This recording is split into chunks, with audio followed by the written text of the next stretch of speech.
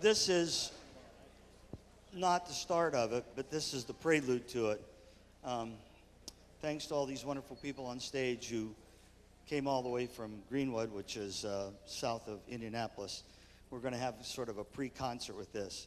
And it's under the baton of one of our own people, Randy Greenwell, who was the director of bands at Lawrence Central for many years and now is one of our educational support managers. So let's give Randy a good hand and let's have a little concert going on. Randy?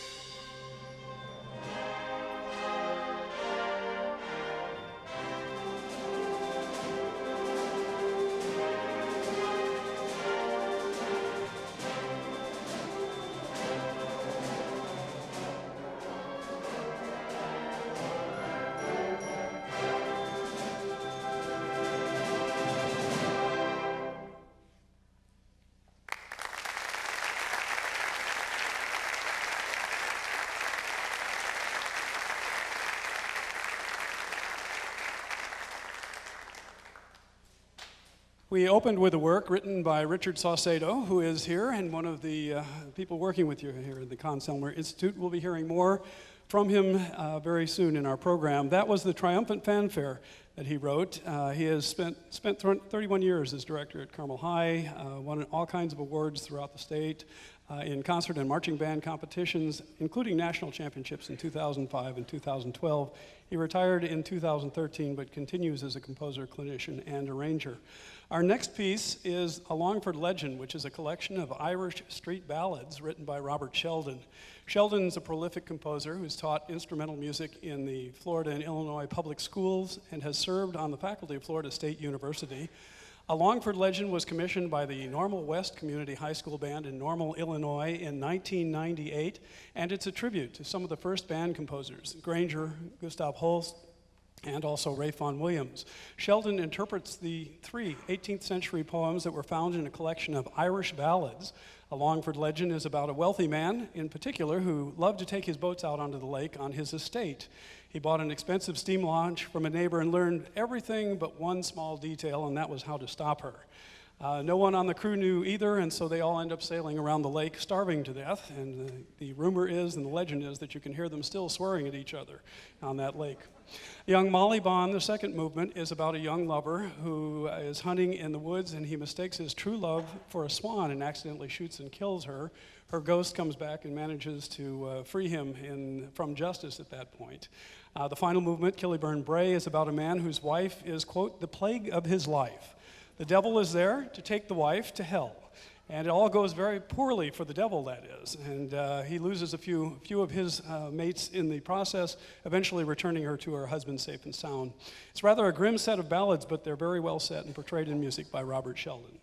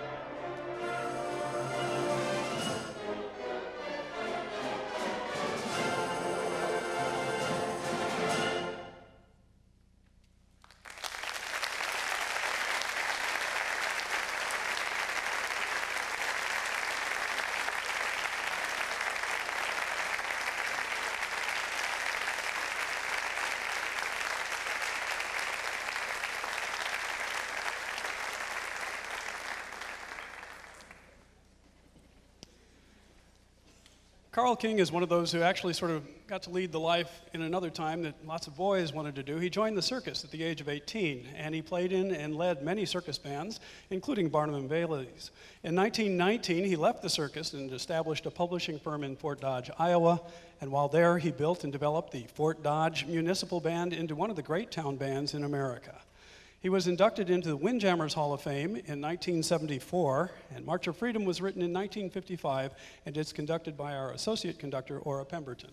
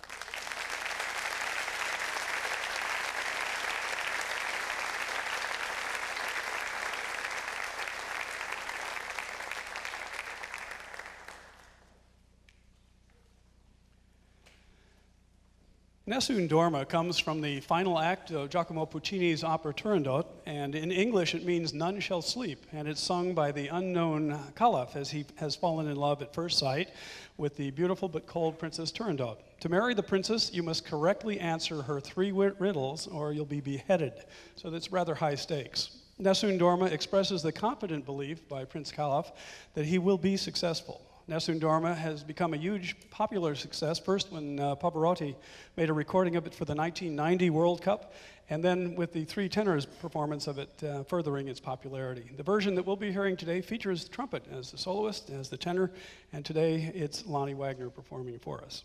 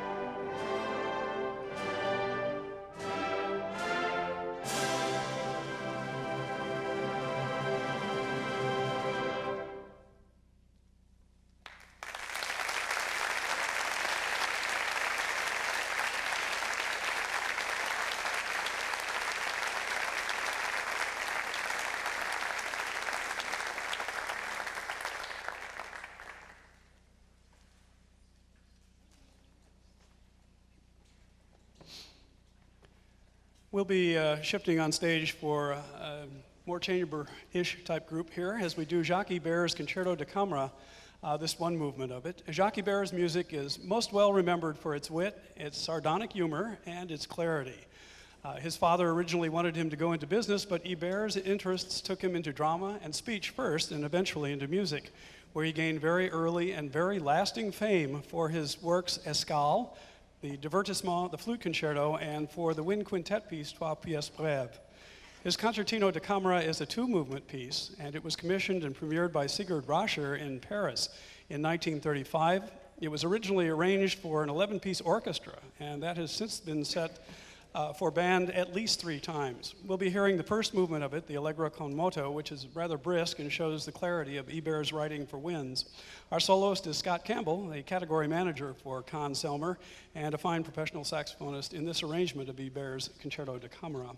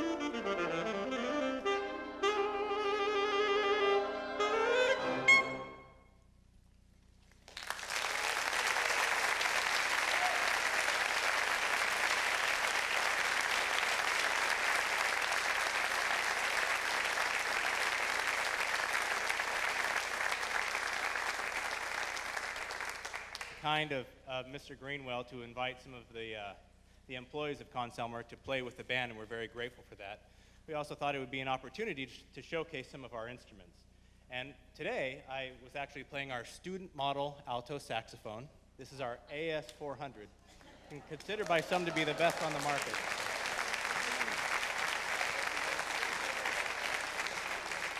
We have a showroom with all of our categoried instruments over by the cafeteria, and we'd love for you to come check them out while you're here.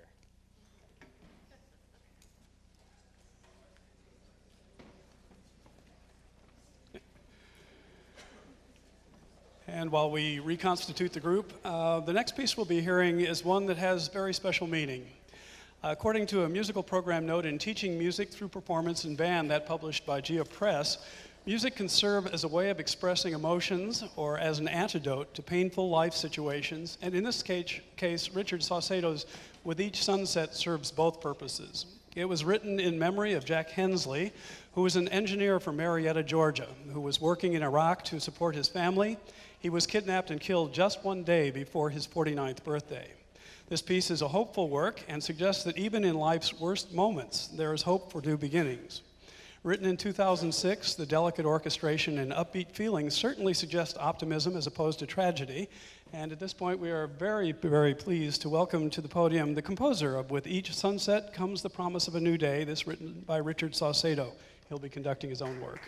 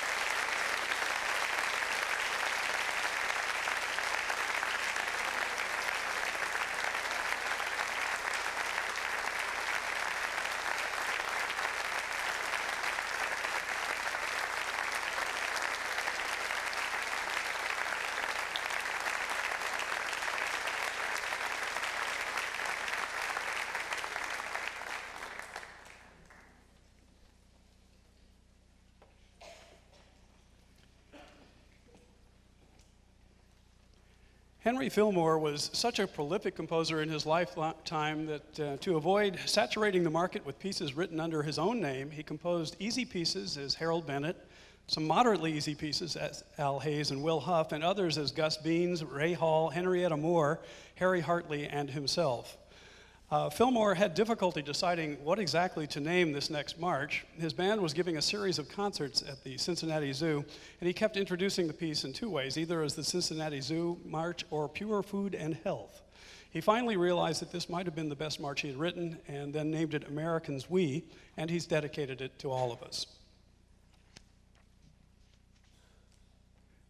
Is this on? Good. I've decided I'm going to Starbucks, so I've asked Dr. Tim to conduct this march for us. So please welcome to the podium Dr. Tim Lutznizer.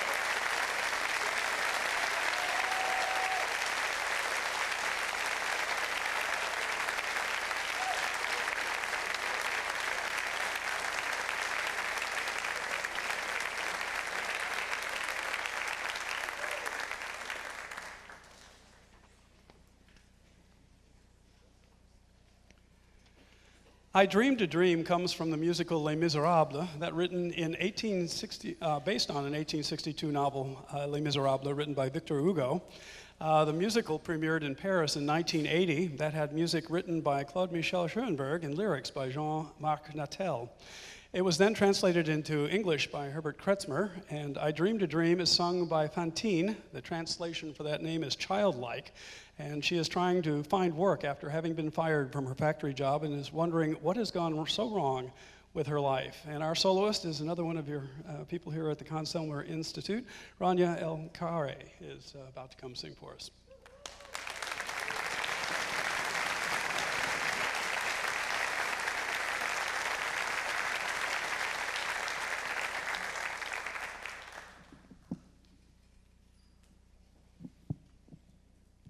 Is this thing on?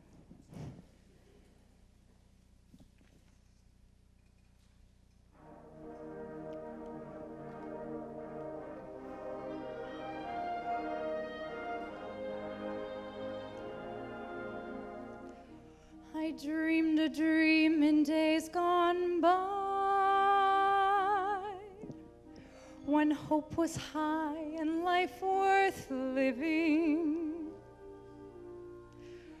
I dreamed that love would never die. I dreamed that God would be forgiving. Then I was young and unafraid, and dreams were made and used and wasted.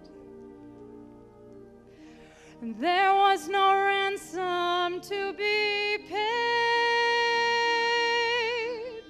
no song unsung, no wine untasted. But the tigers come at night with their voices soft as thunder, as they tear your hope apart, as they turn your dreams to shame.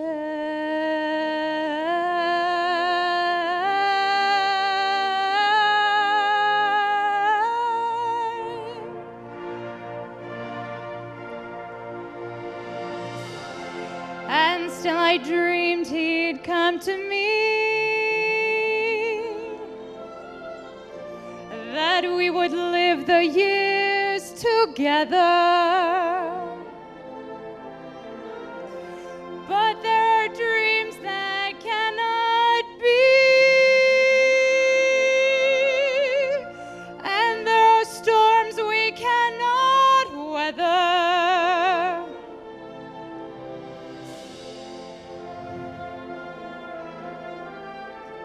I had a dream my life would be so different from this hell I'm living, so different now from what it seemed. Now life has killed the dream I dreamed.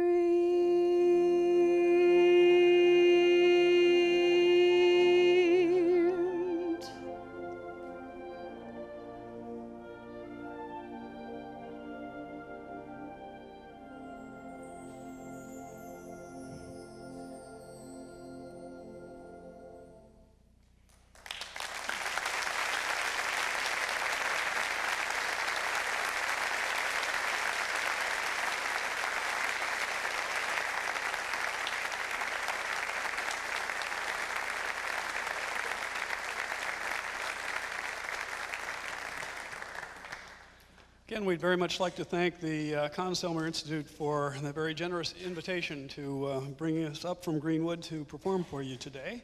And we'll be hearing Mambo, this coming from West Side Story, written by Leonard Bernstein, arranged by Michael Sweeney.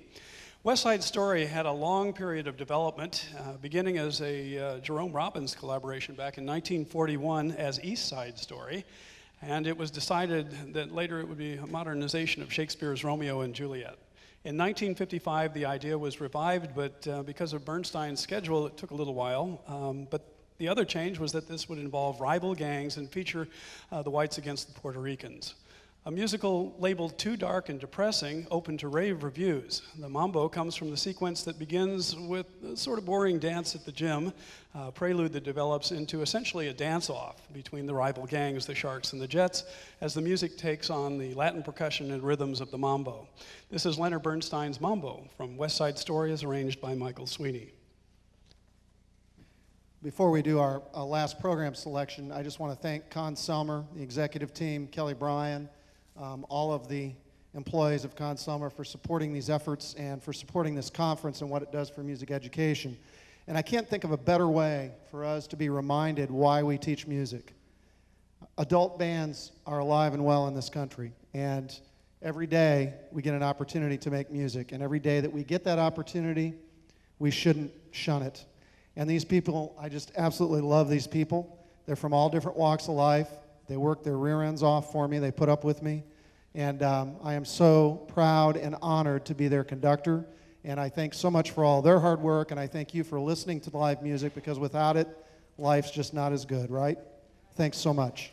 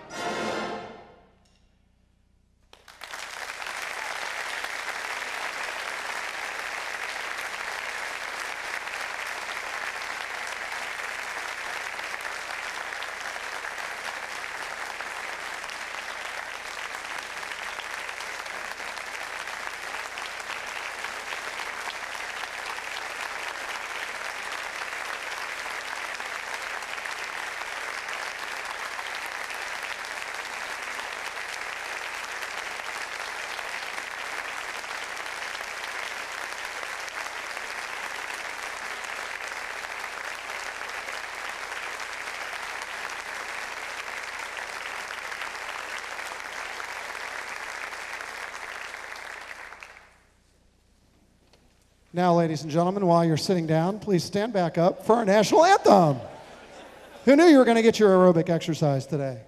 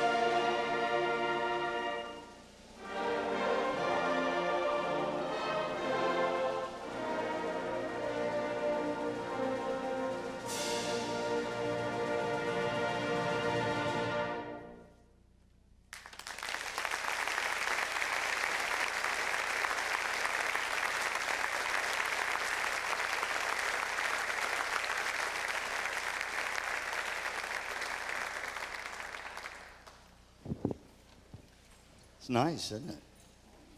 It's nice. One more time for these people. They came all the way from Greenwood. Congratulations. Bravo.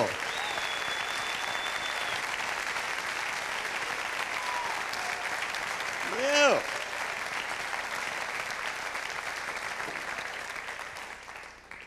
None of them could have done it without a band director, yeah? So, while they're getting off the stage, I want to recognize a couple people here. First of all, how many of you have been to Conn-Selmer Institute before? You didn't get it the first time? No, I'm just teasing you. Who's here for the first time? Welcome.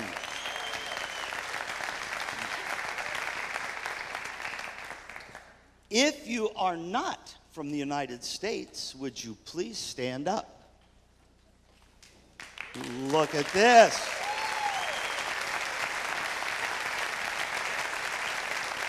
China, Hong Kong, Australia. Australia?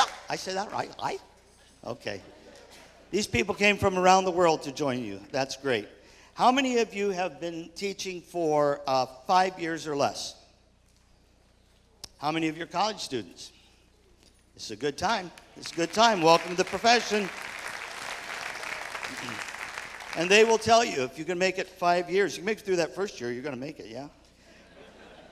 How many 5 years or more? Stay with me now. 10 years or more. Stay up if you're 15 years or more. 20 years or more. Hey, I got 20 years, 20, 25, 25, 30, 31, 32, 33, 34, 35, 36, 37, 38, 30. What are you going to fight over here, Peter and Lynn? You going to fight? 38, 39. 40. Still in there, Bobo? 41. 42, 43, 76. No. Lynn, how many? 49 years, a half a century.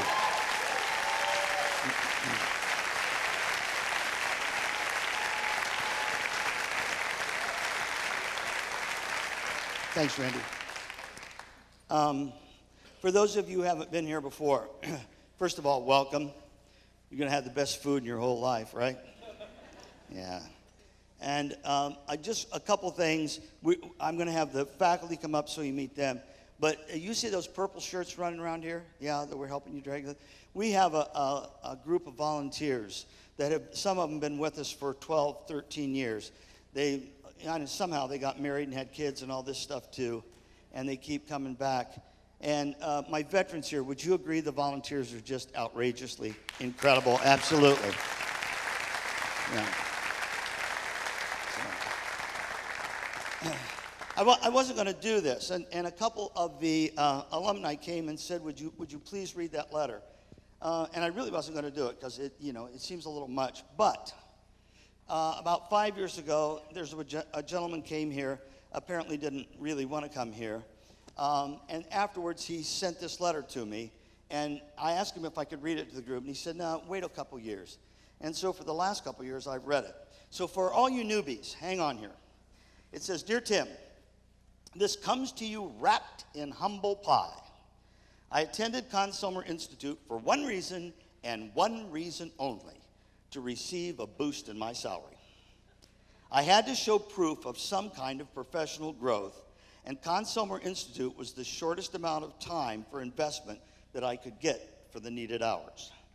While I had heard great reports about the program, I came into it with a negative attitude and a hardened wall of skepticism that was built over 35 years of band directing. I figured I could snooze through it, do some other work while sitting in the back of the classes, and still be honest about my attendance. The last thing I wanted was to feel good, particularly about my profession, or have someone tell me I had an impact on the lives of my students. I hate that touchy-feely hogwash. Being met at the registration desk by smiling faces and a seemingly genuine care about my presence, I rationalized it as a strategically choreographed first impression script. During the first dinner, I tried to sit by myself, but people kept inviting me to join them. And rather than be rude, I begrudgingly sat at one of the tables, and soon I was pulled into the conversation and asked to share my experiences with two of the college students who were alongside. As much as I hate to admit it, the first day was really wonderful. Little did I know what was in store for the rest of this workshop. Nobody would let me sit in the back of the room by myself. Everyone was eager to include me, since they realized I was the only person from my school. Each time I thought I could slip away, someone else would stop me, talk to me, and demonstrate a graciousness I rarely experienced.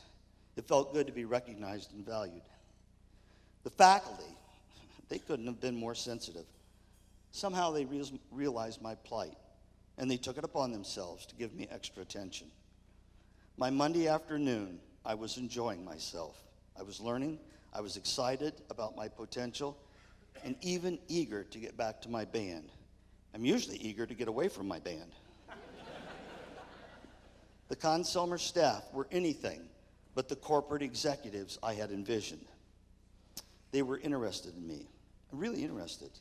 Even Mr. Stoner took the time to ask me about my career. And where did you get those volunteers? Did these angels just fall out of the sky? What they added to the event is priceless. On Tuesday morning, I left for breakfast, headed for the first class. There was a young girl sitting down by the small lake. In most cases, I would simply have gone by, not paid much attention to her, but for some reason, I walked down the hill and I said, are you okay?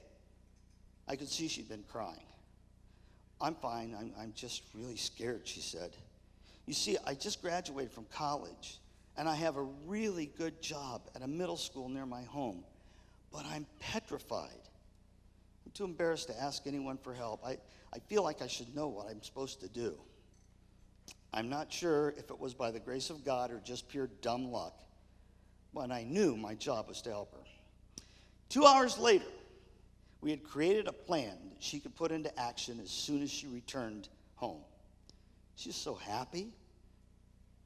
When she left, she said, I can't thank you enough. You really helped me understand why I decided to be a music teacher. All the while I was thinking, I can't thank you enough. You really helped me understand why I decided to be a music teacher. We still email one another. She's doing great. I hope I played a small role in her success. Tim, remember on the first day when you said, when you change the way you look at things, the things you look at change. Is so true. My band program has never been better. And everyone in my community realizes it. Thanks. I was going to say Conn-Selmer Institute changed my life, but that would be incorrect. I changed my life. Sincerely. Isn't that a great letter? Oh my gosh. And I think what we can all learn from it is that when we take off, and veterans, it goes by like that, doesn't it? All of a sudden, it's Wednesday noon. That really, you've got the most, and faculty, would you start to hauling up here, and we'll put you to work. You've got the most incredible faculty that I'm not sure how we can bring such headliners together in one place at one time. But these people come from miles around, and what they bring to you is the heart and soul of what Conn-Selmer Institute is all about. Jump right up there on that thing. Do as I tell you, bet. Right? Don't put your horns away yet. You're not done. Right? And I've asked them just to say a couple words because my bias is so strong for Conn-Selmer Institute. I tell you the parts that I like. But these people do this once a year. We have some new faculty here this time around too. So let's start work. Everybody getting in here okay? I hate to rush you, but could you hurry up? Who's not on the bus? That's what I want to know, right? Jimmy, I'm going to start with you. And we're going to pass the microphone down this direction here. Didn't those Conn-Selmer employees do a good job making music? Huh? Yeah.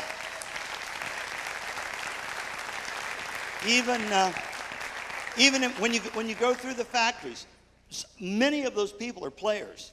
So we got a lot of people going. Okay, Kat, it's all yours, buddy. Thank you, Tim. My name is Jim Catalano. I actually work for Conn-Selmer, have for the past 36 years, been in the music industry for 41, and I was on the first team of people that taught at Conn-Selmer Institute, actually was called Selmer University in 1998.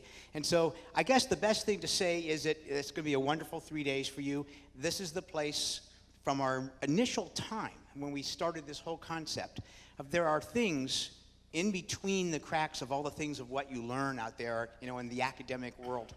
Because there's a trade in what we do as music educators. And this is the place that can help you catch some of those little types of things that's going to improve your overall teaching ability. So thank you and welcome. Hi, my name is Catherine Rand. I'm the Director of Bands at the University of Southern Mississippi. Taught high school band for 18 years, high school band and orchestra, and I've been teaching at a university for, I'd say, about 12 years. I think Conn-Selmer, my first instrument that I ever played was a Conn 8D French horn. So if you're a horn player, you're right on it. This is a great place and a great opportunity for you to learn and talk to one another. If I can give you the best advice that was given to me many years ago, is a lot of things happen in between these sessions at the water fountain. At the water fountains where that conversation is, take that risk, talk to one another, talk to us, and enjoy your time. Hey friends, my name is Dean Westman, and I first want to tell you, I'm a veteran and that I'm smart because I went on this end. And what happens is, if you're down there, I will never go the other side of Larry Livingston. Because then you have to be the guy that followed Larry Livingston. So I'm a ninja already just by knowing to be over here. Again, my name is Dean Westman. I just finished my 25th year in music education. I was a Texas band director for a while, and I founded and the director of orchestras at Avon High School, where I'm also the performing arts administrator. And then currently, as in the summer, every summer of my life for the last 29 years, for you band geeks out there, I'm involved in the DCI activity. I'm the program coordinator for the Bluecoats. But what I want to tell you is, and it's piggybacking off what these guys are saying, it really is, and it's for old folks too. It's not just, but especially for the college students, you have to have the courage to go and make the connection. And I don't know how you'll possibly miss us. After the skull session, I'll be outside playing the role of glow stick as you go back to your dorm. But what I want to tell you, and I was thinking about this when Dr. Tim said, here's what we're going to talk about, and I have an anxiety attack.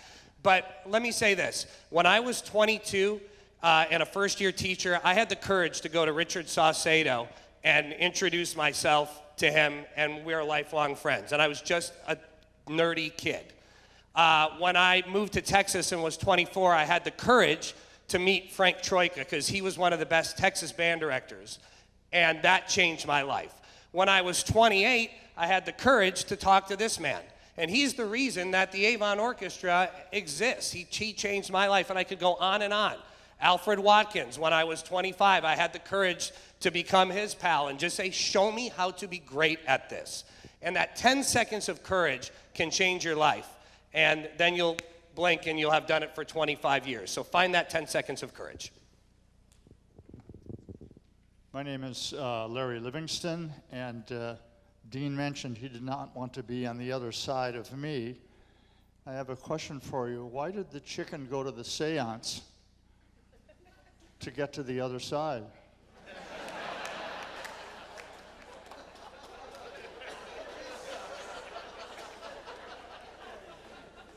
So I'm here because I knew Mozart.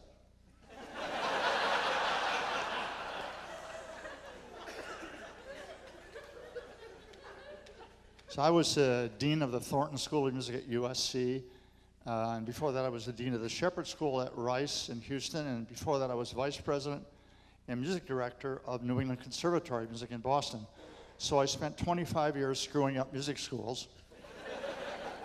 But now I've come around to what I really love most, which is helping young people. And the fact that you are here speaks volumes about your mission, your passion, and your commitment to music education, a profession you've chosen rather recklessly, I must say.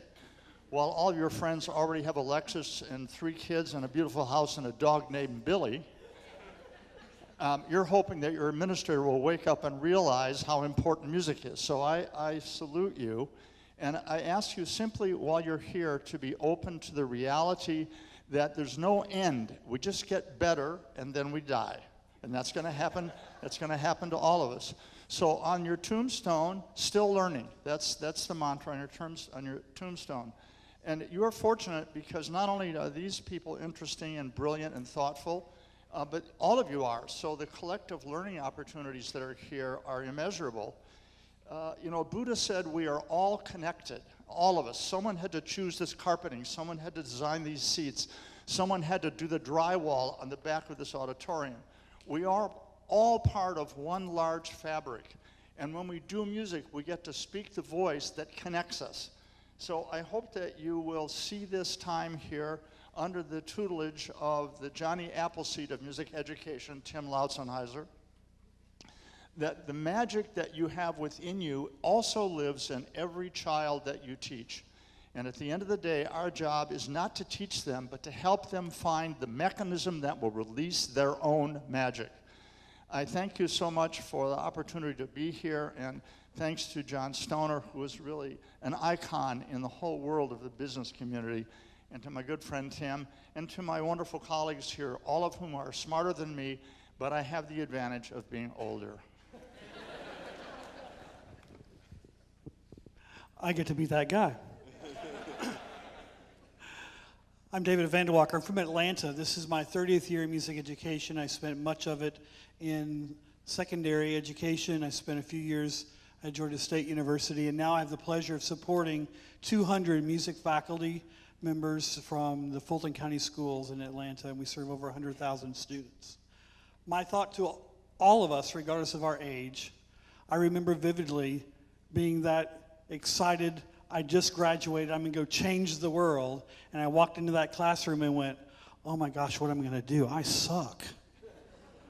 And then I realized that I had to let that go and ask, because I was afraid to be found out.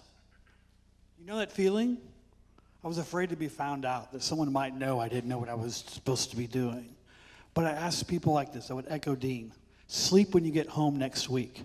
Spend as much time as you can with these folks and learn from each other. And next year will be better no matter what. But keep asking and sleep later.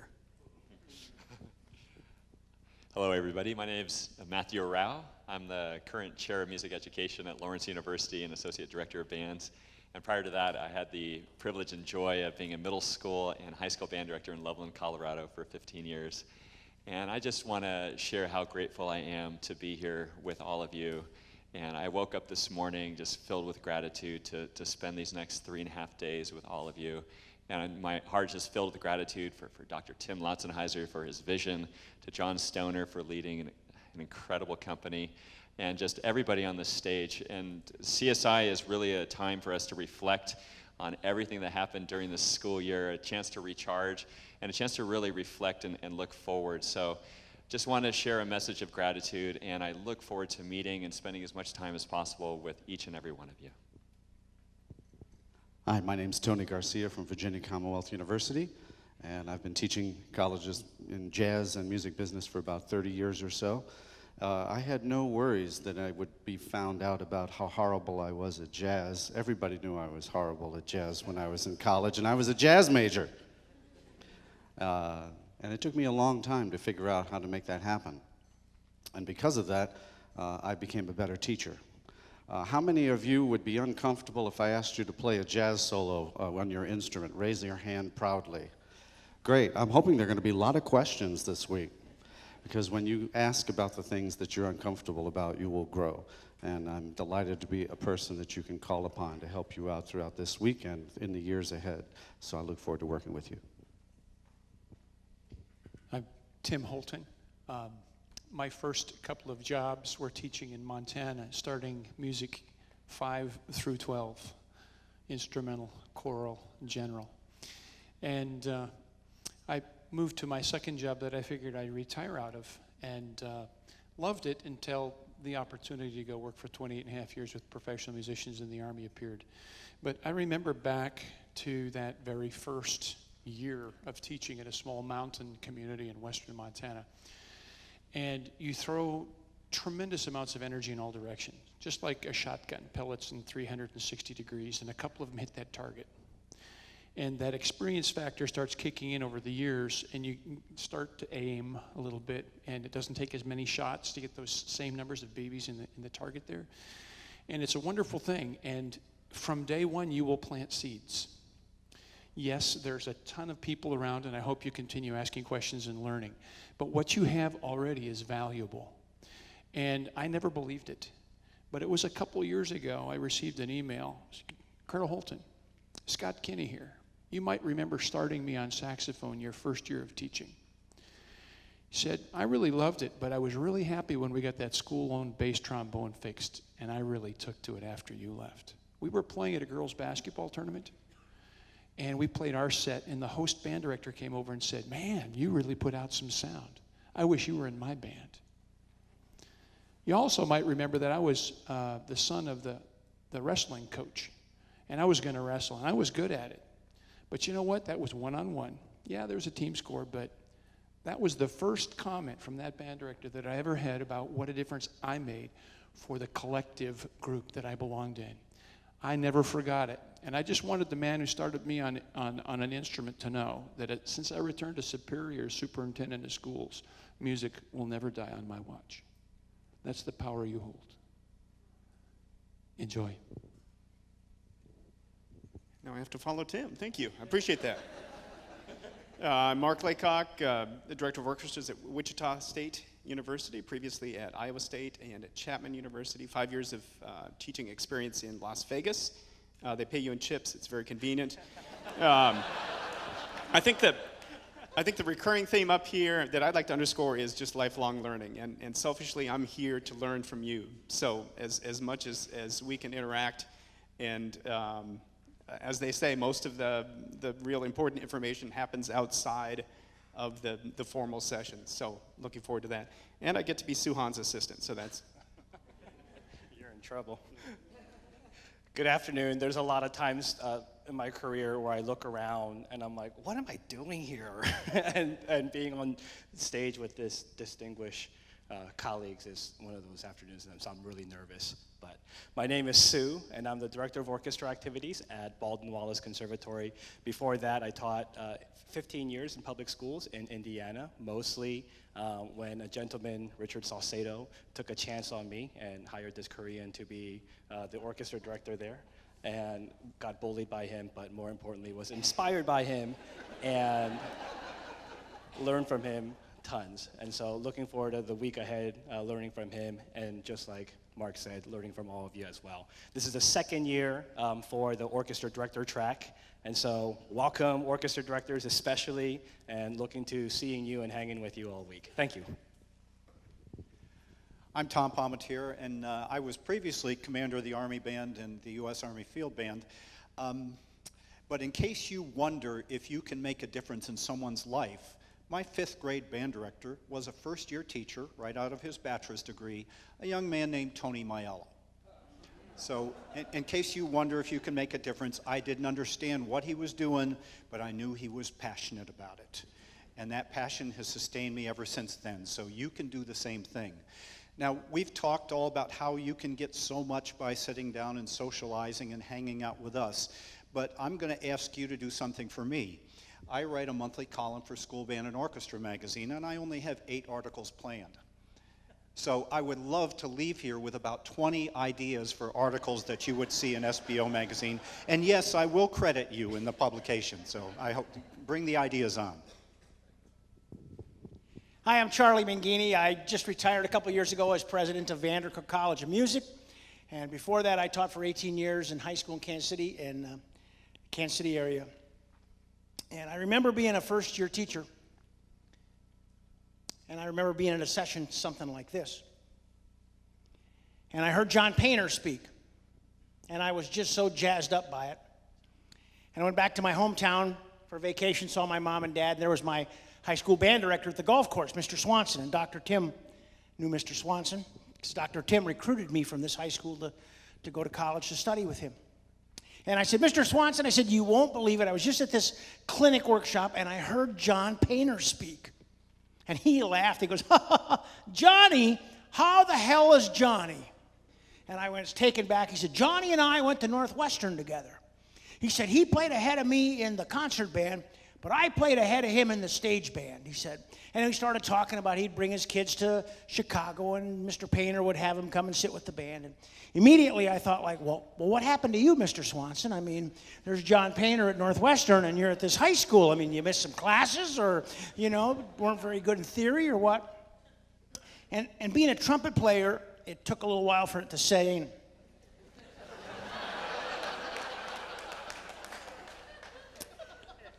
And I realized at that point in my life, had there never been a Mr. Swanson, there would have never been a John Painter.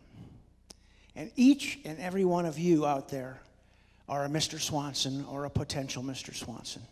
And you have no idea of the people you're going to meet and the minds you're going to unlock. And this is a very special 3 days. Take full advantage of it. Take lots of notes. When you go into those classes, take a moment and introduce yourself to all the other people in that class with you and get to know them and make them a part of your circle. Because those people down the road will help change your life. And you're going to have a great time. I want to thank Dr. Tim. I want to thank Mr. Stoner and everybody at Conn-Selmer. The effort and energy and amount of capital, A-L capital, they put into an event like this is overwhelming. And we're just so all lucky and blessed to be here. So thank you very much. I look forward to meeting as many of you as possible, and we'll have a good time, okay? Thanks. Wow. See if I can do this without blowing the punchline. So Schulte goes to conduct the Chicago Symphony, and the principal trumpet player was sick, and they called in a jazz trumpet player to sit in. And the piece was Prokofiev, Romeo and Juliet, and about midway through the second movement, the trumpet player just starts going off, riffing, just riffing, going crazy. And the maestro cuts off the symphony and says, "What on earth are you doing?" And he goes, "Dude, it says take it." Yeah. Yeah, so Randy Greenwell tells it much better than I do. If you get to have lunch with him, let him tell you the joke, because it's really funny when he tells it. So, but I could spend the next 30 minutes telling you about the people on this stage and how they've changed my life. When I was trying to do my doctorate, I called Richard Salcedo sight unseen, and he stopped everything that he was doing with the Carmel Band and spent a good 30 minutes and then another full day with me. Dean Westman did the same thing. Alfred Watkins did the same thing. Colonel Palmetier when he was with the field band. Like, what I can tell you, Frank Troika, I mean, the list just goes. Paula Cry. I mean, I can tell you personal stories when we have dinner this week about how wonderful these people are. And to Dean Westman's point, it only takes 1 second of courage, because if you just step up, they're going to envelop you in a circle of love and support and meaningful conversation, and not only for the next 2.5 days, but for the rest of your lives. So be like that trumpet player. Don't be tacit. Take it. Hi, everyone. I'm Richard Salcedo. Retired in 2013 from high school, and thrilled to be able to do clinics for Conn-Selmer, and very thankful for the support they have for music education. Tim, if I could stop having to follow Nola at clinics, that would really be nice. Last week we did a couple together, and I always had to go after her. She's an amazing clinician, as are all these people on this stage. How many of you are sitting out here because of a teacher? Yep. So that face probably came immediately to mind, and maybe some emotions also started to trickle a little bit. It does with me. Mine was Don Hoffman, my high school band director, who I chased around like a puppy dog because he wrote all our marching band show, and I said, would you please teach me how to write for band? And he would smack me and say, go away. And finally realized this kid was not going to go away. And he sat me down with a sheet of score paper, and he said, okay, I guess we'll start at the top. What do you know about the instruments? And I said, nothing. He goes, oh, that's right, you're a percussionist. So anyway, we started, and by the time I was, make a very long story short, by the time I was a senior in high school, he had me do an arrangement for the marching band. I'll never forget it. It was an arrangement called 25 to 6 or 4 by the group Chicago. I'm sure it was the worst arrangement ever written in the history of arrangements. Okay, but I didn't care, because I listened to that group play my music, and I'm like, this is what I'm going to do with the rest of my life. That's because of a teacher. You can be that person, and we want to help you be that person. I spend a lot of my time trying to be a Don Hoffman, okay, for other people. And I know that you want to spend a lot of your time trying to be that teacher, what that teacher was for you, for your students. Okay, let us help. Okay, ask questions. And actually, if you leave this place having more questions than when you came, that's a good thing. So don't be afraid of that. But come and find us, see us at meals, and all these people on stage will be willing to help. They're just amazing. Thanks. Da da da da da. Da da da da da. Okay, all right. Is that the way that tune goes? Oops. Okay, hello, my name is Lynn Jackson, and I teach music education classes at Southern Methodist University. But better yet, I just finished my 49th year in public education.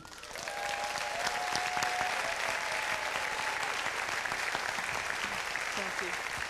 And why did I do that? That's what people say. Why aren't you going to retire?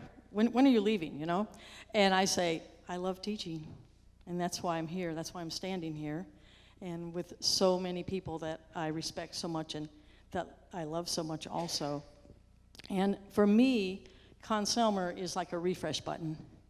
You push the refresh buttons, and what better time to do that just after you finish the school year, and not waiting to do it just before the school year starts, because that gives you all summer long to envision what you really want to do better, to do differently, and share all this beautiful information with people that you will come to cherish, and not only among yourselves, but with all of us.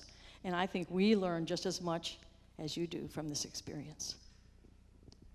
Hi, my name is Frank Troika, and I taught band for 31 years. I retired in December of 2014, and I get to work primarily with the collegiate track here, which I love because there's nothing I enjoy more than helping young teachers avoid the failure paths I took early on by sharing my experience with you. So I'm looking forward to that. We've talked a lot about all the positive things you're going to feel, but there's one emotion you got to be prepared for that you're going to feel if you're not being proactive, and that's regret. When I work with these young teachers and college students, and I do mock interviews with them and that type of thing, I tell them, you don't ever leave the interview without saying everything you want them to know about you. Don't walk out that door until you've told them everything that they need to know, so you've revealed your best.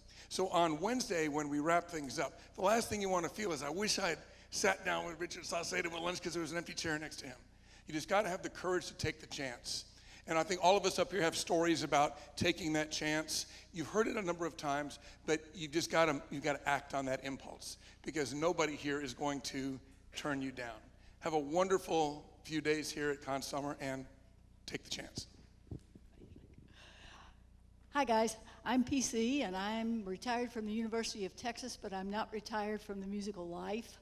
And I was just, when I'm hearing all my wonderful colleagues, whom I have the utmost respect, talk about their musical lives, I never thought when I started playing on that Bach Mount Vernon trumpet about, 70, 80, 90 years ago, it seems that way, that someday I would be affiliated with the company that made my instrument, and I'm so honored to be here. And the greatest thing about Conn-Selmer is that we all walk away with a renewed energy. So I invite you not just to talk to these people and not just to go to all of the classes, because they're all great, but take a little time for yourself and walk down by that beautiful lake and think about how lucky we are to live that musical life and celebrate what you do, because you make such a difference.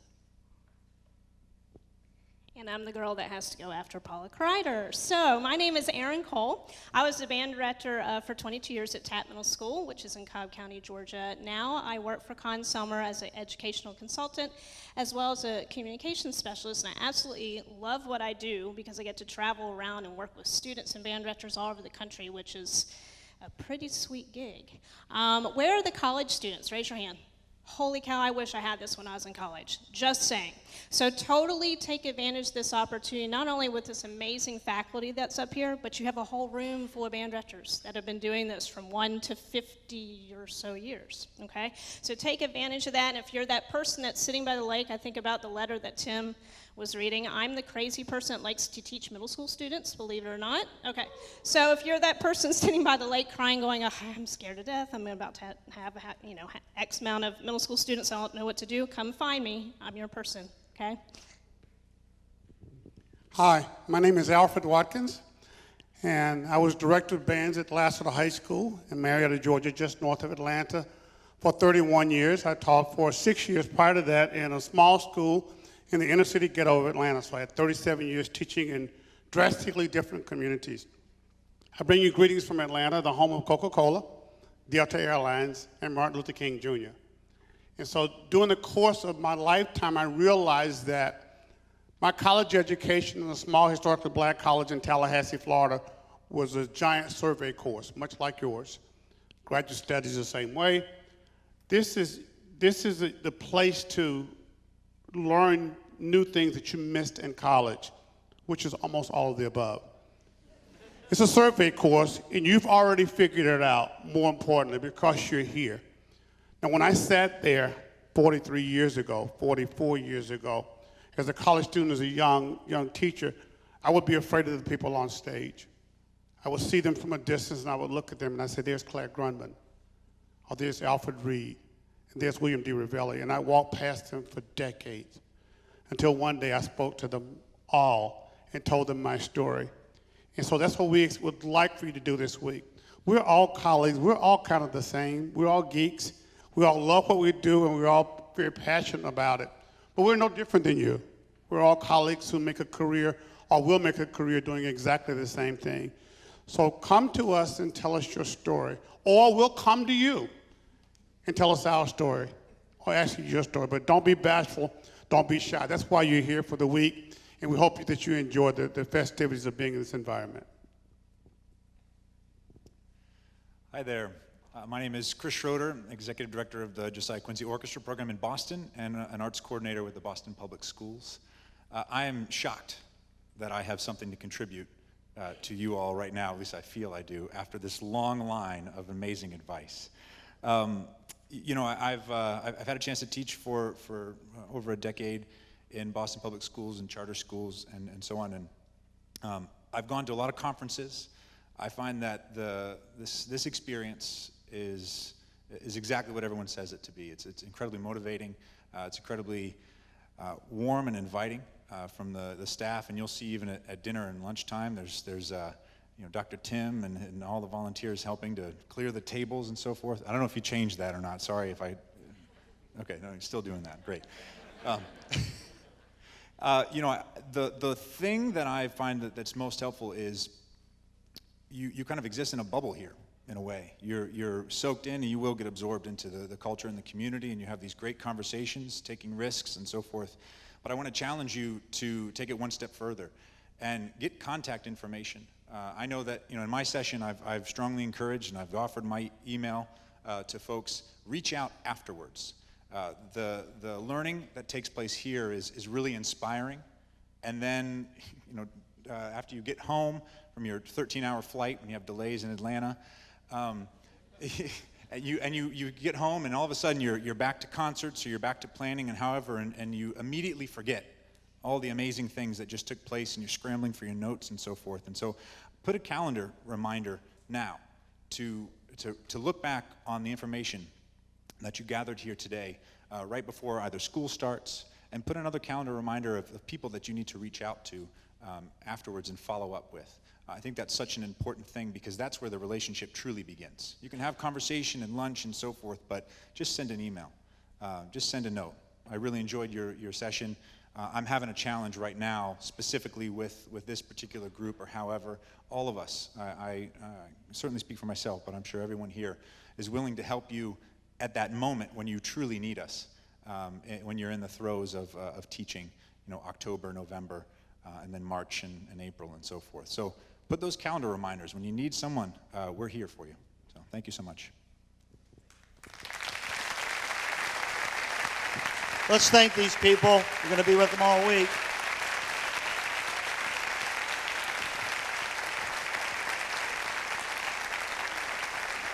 Appreciate it. We can toss bouquets around forever, but the reason that a manufacturing company has a division of education is because of one person who writes the check all the time for this and everything else we do to give back to the profession. Would you please welcome our president and CEO, John Stoner. John.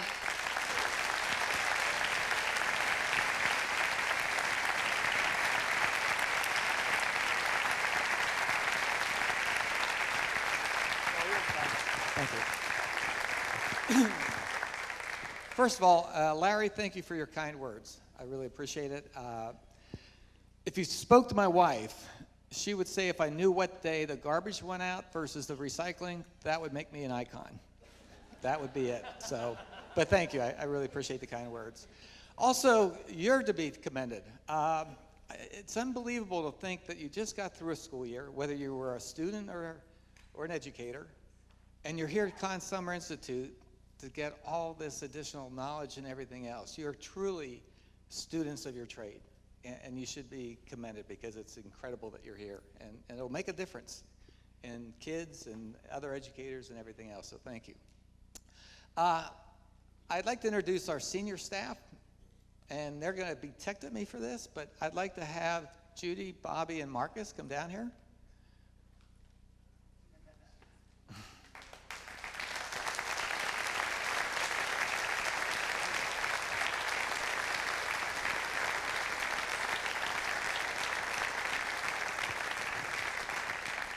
So before I came down, I was going to ask them, join me, come down with me and I knew they'd say no. So that's why I had to wait to a public moment to invite them down. So I want to introduce the newest member first, and that would be Marcus Steinert. Marcus has been with us since 2015, professional tuba player, professional orchestra conductor, taught both, teaches both.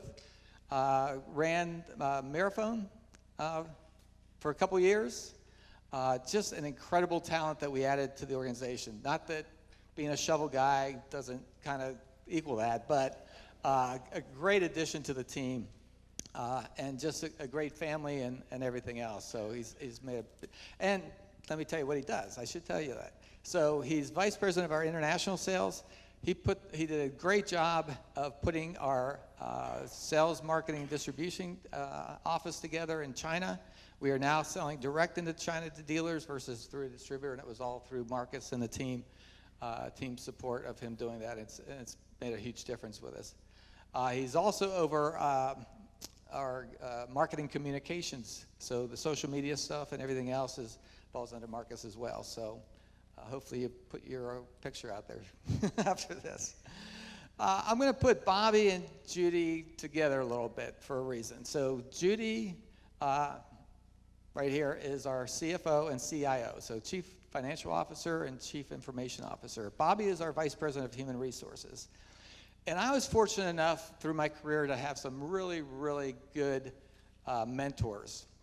In fact, one of them was a guy by the name of Joe Viviano, who ran Hershey Chocolate.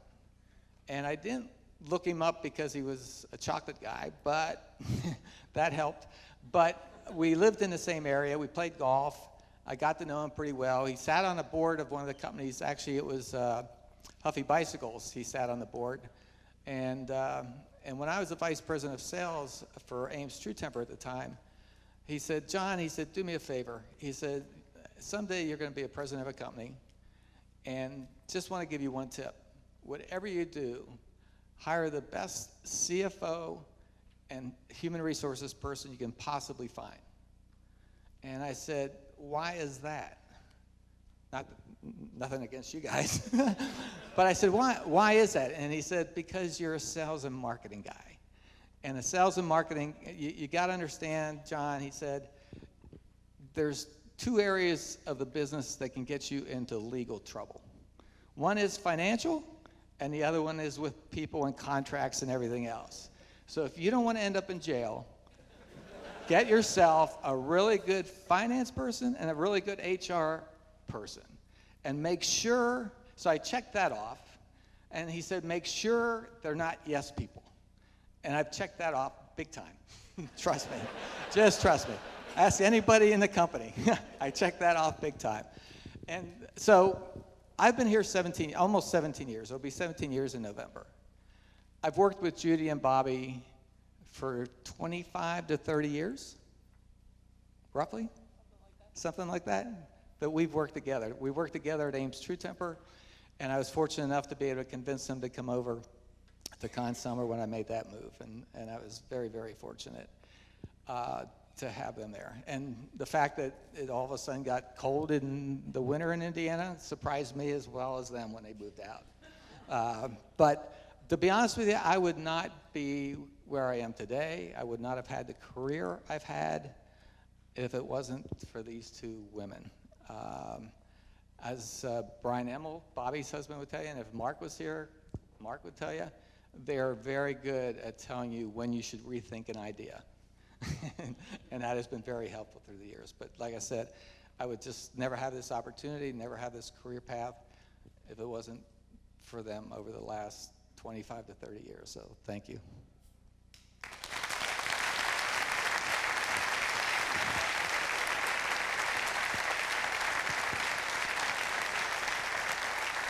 Oh, Mike.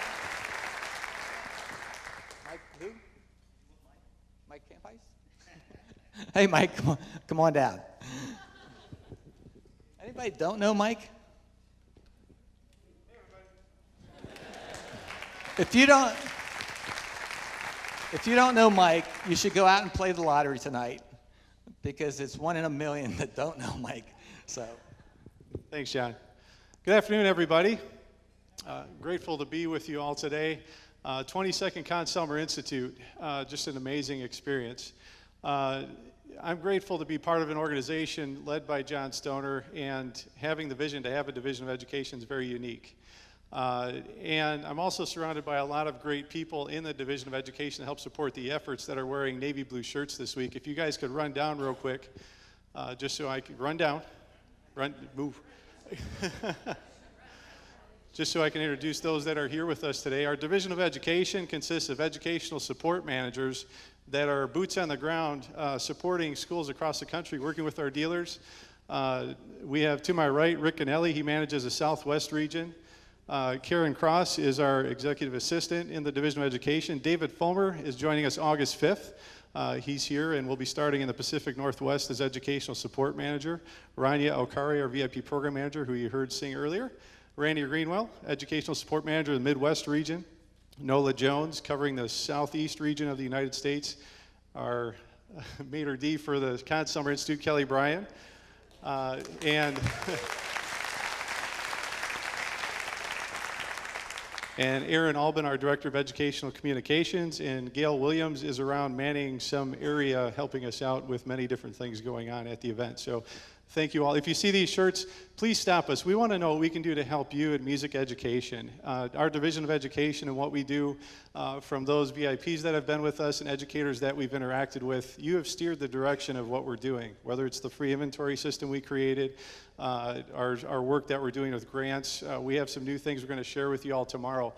Please let us know what we can do to help continue support, to help provide music for every child across the country and all over the globe. So thank you all for being here, giving your time at the end of this school year, and we look forward to, if I haven't met you yet, meeting you all. So thank you all.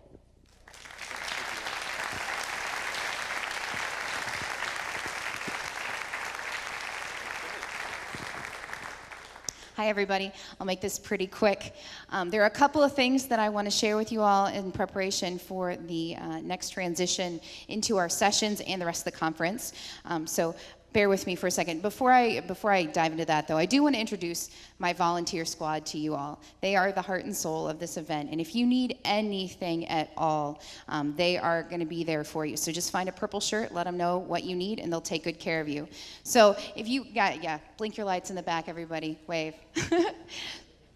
Some of them, absolutely give them a round of applause.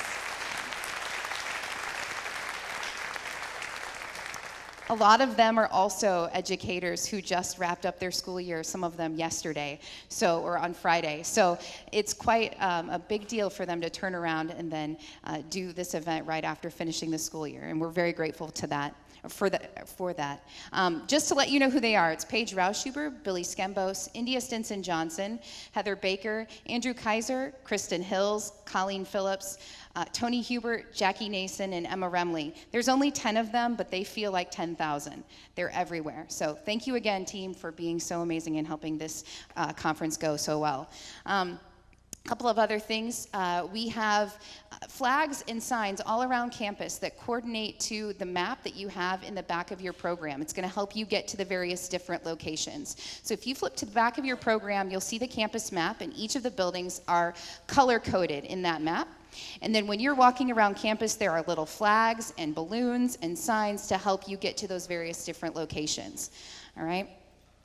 Also, in your packet, you should have one of these cards. It says 2019 Exhibitor Passport, and then on the other side are the logos of all of the exhibitors who've graciously given of their time, their energy, and also their resources to support this Conn-Selmer Institute. I encourage you to take time. Please go visit these folks. Get their signatures on this card, and then on Tuesday before noon, turn this card into the Division of Education booth, which is going to be located in the rotunda, which is this, it's at the end of this hallway over here. It's where all the food's going to be. All right, it's pretty easy to spot. It's that glass round space at the end of the hallway. Turn it in at the Division of Education booth, and then you can qualify to receive a free gift from one of our exhibitors. We've got things that they're giving away like gift certificates and music stands and chairs. So definitely incentive to want to fill that out. Also, make sure you just thank them for their support, because this truly would not happen without them. Tonight, after the closing concert, for this evening, we're going to have what are called skull sessions. Those are informal gatherings. Those are also listed in a piece of paper that's inside your packet. This is the director track only. You can go and hang out with several of our clinicians who are going to be stationed around campus, and it's going to be like an open forum time where you can ask questions. There's not an agenda. There's not a PowerPoint presentation. It's just a chance for you to share and also pick the brains of your colleagues. All right, so it's going to be a great time this evening. It is optional. It is not required, but I just wanted you to take note of that. One other thing, the science building, the auditorium, if you have anything that's located in the auditorium, it is also called Kelly Auditorium, which I think is awesome. Not named after me, but that's okay, I'll take it. It was recently renamed, so I just want to make sure that you know that it is also, Kelly Auditorium is the science building auditorium, same building, okay? Last thing, there's a red Toyota Wisconsin license plates 382 YPN that has its lights on. All right, thanks everybody.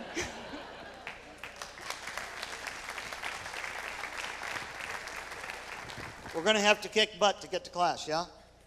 But please, would you thank Mr. Stoner once again and all the people. We don't have this without...